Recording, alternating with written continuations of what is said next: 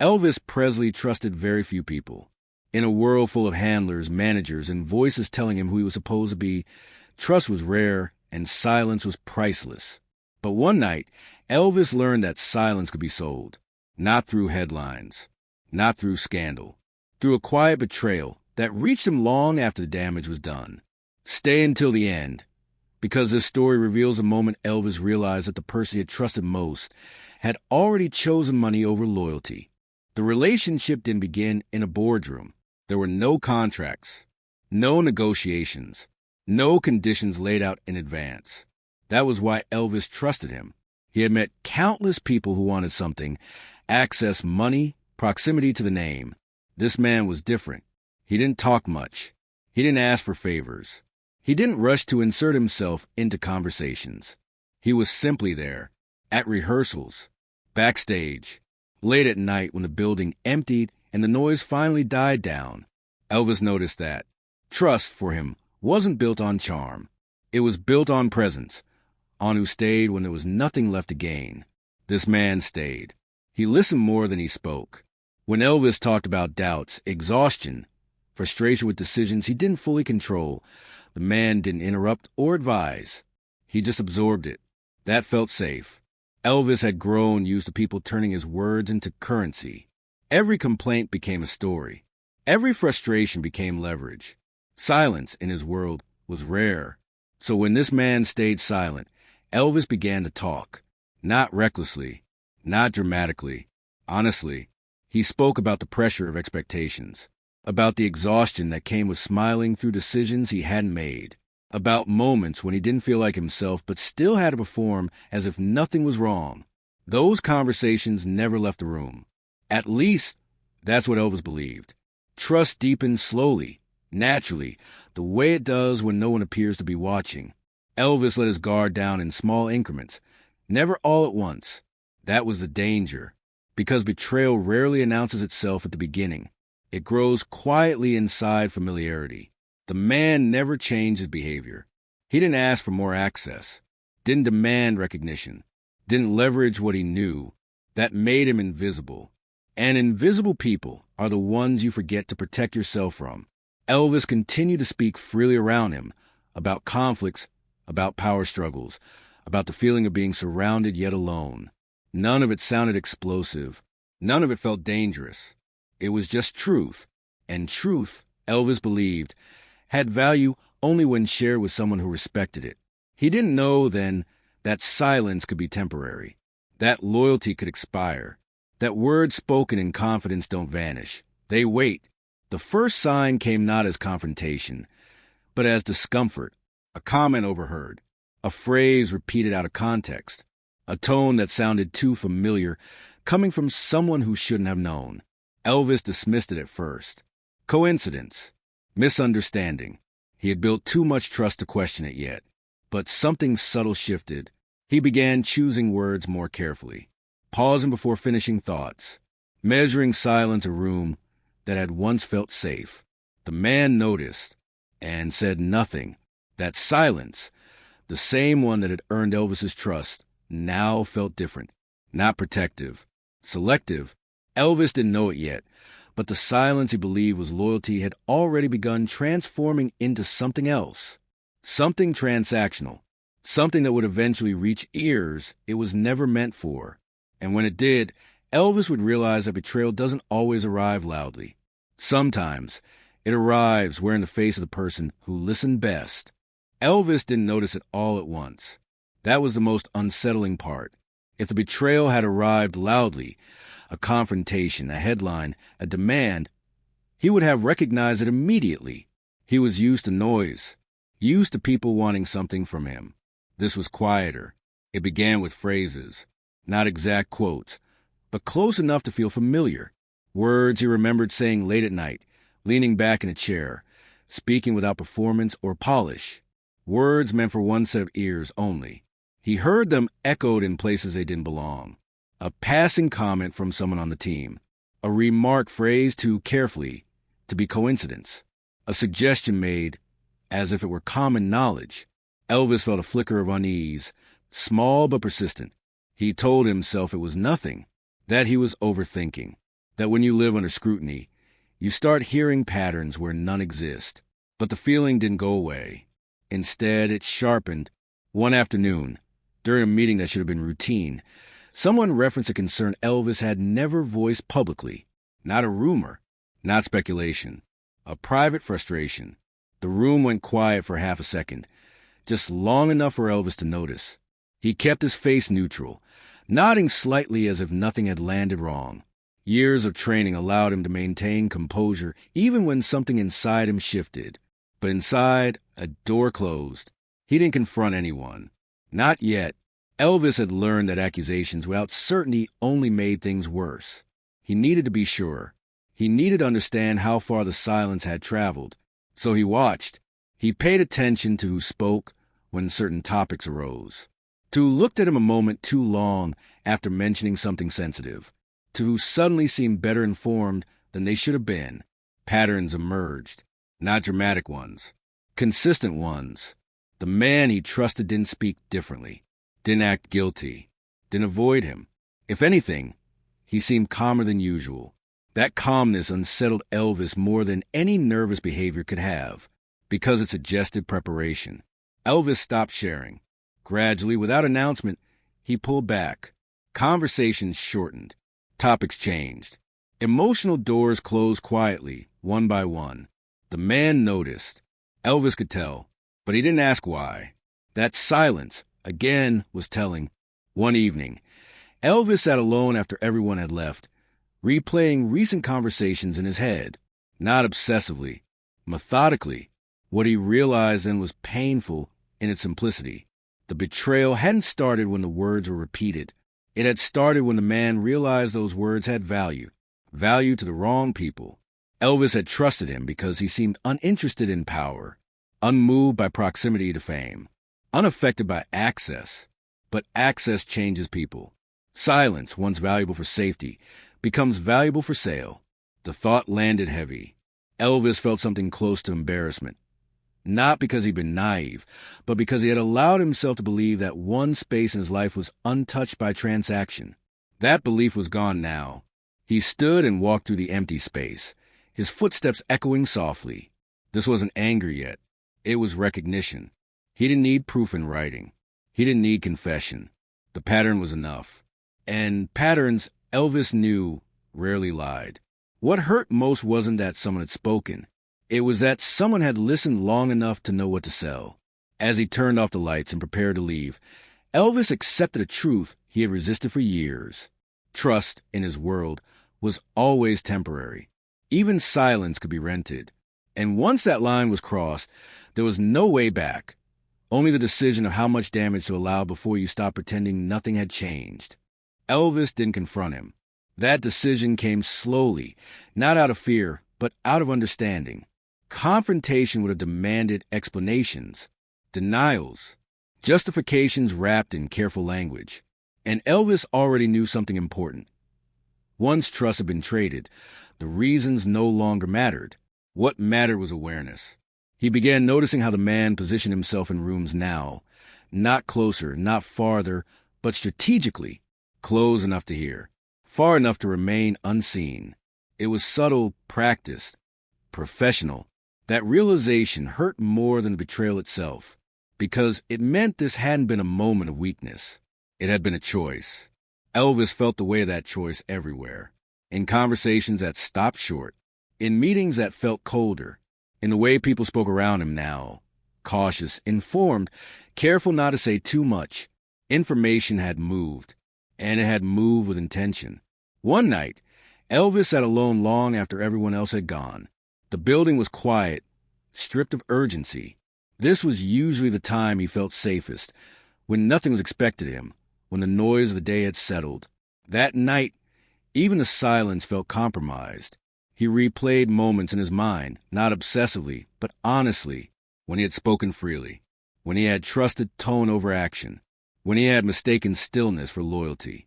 There was no single sentence he wished he could take back. That was the cruel part. He hadn't said anything reckless. He hadn't revealed secrets that should have remained buried. He had simply been human in a space he believed was protected, and that humanity had been priced. Elvis realized then that betrayal didn't just remove trust, it rewrote memory.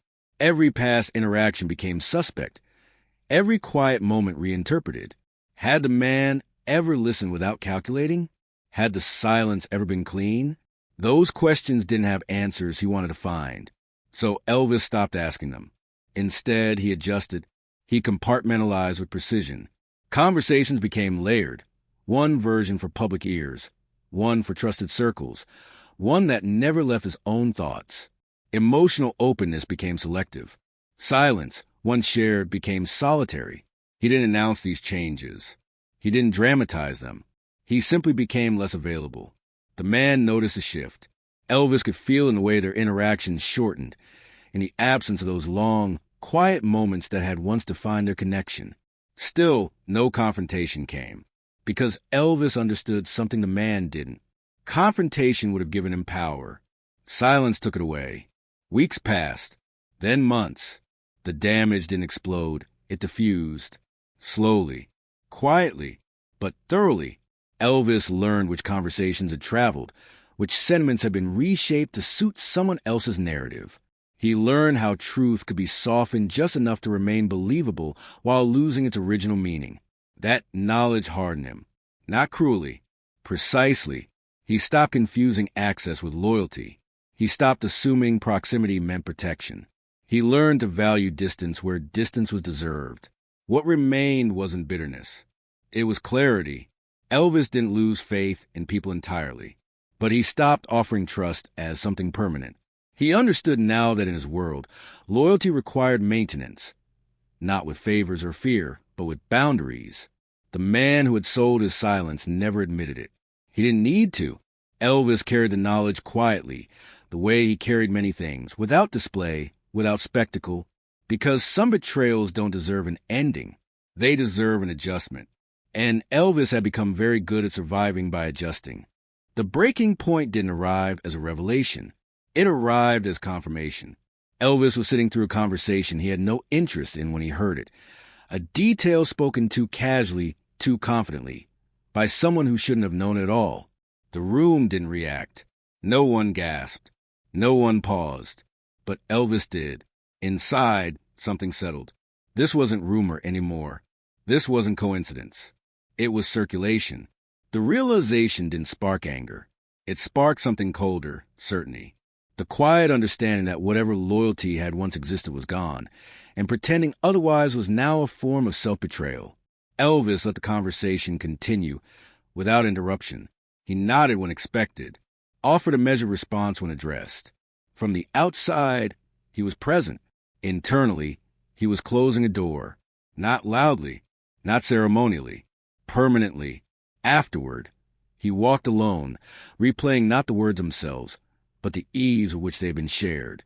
Information once spoken in trust now moved freely, stripped of context, reshaped to suit other purposes. That was the danger. Truth, when separated from intention, becomes a weapon without fingerprints. Elvis realized then that the man hadn't just sold silence. He had sold access to Elvis's inner life, his doubts, his moment of vulnerability. Those weren't scandals. They weren't secrets that would ruin him. But they were his, and now they weren't. That night, Elvis didn't sleep much. He sat in the dim light of a room that had once felt safe, thinking about how often he confused familiarity with loyalty, how often he had assumed that someone who stayed quiet did so out of care, not calculation. The lesson was painful, but clean. Trust, he understood, wasn't about who heard you. It was about who protected what they heard. By morning, the decision was complete. Elvis didn't plan a confrontation. He didn't draft an exit or prepare a speech. He simply redefined access. Conversations shortened. Doors closed earlier. Invitations quietly stopped. The man noticed. This time, there was no mistaking it. A question hovered between them, unasked, but heavy. Elvis could feel it whenever they were in the same space. But the man never spoke it aloud. Perhaps he already knew the answer. Elvis had learned something crucial. Silence could be misused, but it could also be reclaimed. What had once been given freely now belonged solely to him again. That reclaiming didn't bring relief. It brought control. And control in this case, was survival. The betrayal no longer hurt the way it once had. Pain fades when it's understood. What remained was a recalibration, a quieter, more guarded way of moving through the world. Elvis didn't become suspicious of everyone. He became selective. He didn't stop trusting entirely. He stopped trusting without intention. As he stepped into the next phase of his life, Elvis carried the lesson forward without bitterness. He didn't seek revenge. He didn't expose what had been done. He simply ensured it could never happen again. Because the most powerful response to betrayal isn't retaliation. It's distance. And Elvis had learned, perhaps later than he wished, but firmly nonetheless, that sometimes the strongest boundaries are the ones you never announce. They're the ones you live by. The quiet that followed the decision felt unfamiliar, not empty, restrained. Elvis noticed it in small ways. Fewer conversations that drifted late into the night. Fewer moments where words spilled freely without a second thought. His world hadn't shrunk, but it had tightened. And in that tightening, Elvis began to understand something he hadn't considered before. The betrayal hadn't only exposed what the man had taken. It had revealed what Elvis had given away. He had offered more than information, more than access. He had offered a version of himself that existed only in unguarded moments. The doubts, the fatigue, the frustration that never made it into public language. That version of Elvis had trusted without armor. Losing that space felt like losing a limb he hadn't realized he relied on. For days, Elvis caught himself mid-thought, stopping before finishing sentences even when he was alone. The habit of caution had settled deeper than he intended. Trust, once broken, didn't just rearrange relationships.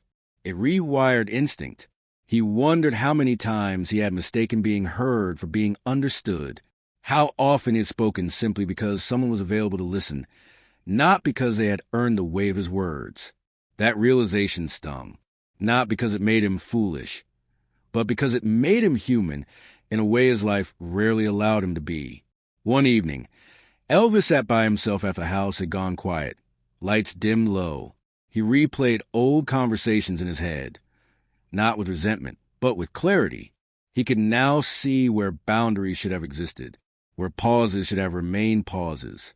He didn't regret being honest. He regretted being unselective. The betrayal forced him to examine his own responsibility in the exchange. Silence had been sold, yes, but it had first been offered without conditions. That awareness didn't harden him. It educated him. Elvis realized he had been using openness as relief. Talking had been a way to release pressure without addressing the source of it. Sharing had substituted for action, for change. Now that outlet was gone, and in its absence, he was forced to confront what he had been avoiding: the exhaustion, the dissatisfaction, the quiet sense that parts of his life were being shaped by momentum rather than choice. Those truths had been safe to voice privately. They were much harder to face alone. But that was the work now. Elvis began to trust himself differently, not through confession, but through attention. He learned to sit with discomfort instead of exporting it, to listen to his own reactions before naming them aloud. The process was uncomfortable, but it was real. He understood then that betrayal, while painful, had done something unexpected. It had returned responsibility to him. No one else could carry his truths now. No one else could dilute or distort them. They stayed where they belonged, with him. That didn't make him stronger overnight, but it made him clearer. And clarity, Elvis was learning, was far more dangerous and far more powerful than trust ever had been. Elvis never confronted the man. Years later, some people assumed that meant forgiveness. Others assumed ignorance. It was neither. It was choice. By not naming the betrayal aloud, Elvis denied it the drama it might have fed on. He didn't let it become a defining moment or a public fracture. He absorbed it quietly and adjusted accordingly. And that adjustment stayed with him. He became more deliberate with his words, more intentional with his proximity. He learned to value spaces where nothing needed to be explained or performed.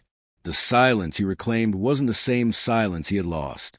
This one was protective. He didn't stop connecting with people, but he stopped confusing closeness with safety. He learned to observe consistency over time, not stillness in the moment. That lesson shaped him more than he admitted. In later years, when trust was offered again, cautiously, gradually, Elvis carried the memory of that betrayal not as a warning, but as a filter. It helped him recognize sincerity. It helped him notice when someone listened without calculating what might be gained. Most importantly, it taught him something about himself. He no longer needed someone else to hold his silence. He could carry it on his own. That didn't erase loneliness. It didn't erase the desire to be understood, but it gave him agency over where that desire lived. The man who had sold his silence faded from Elvis's life without ceremony.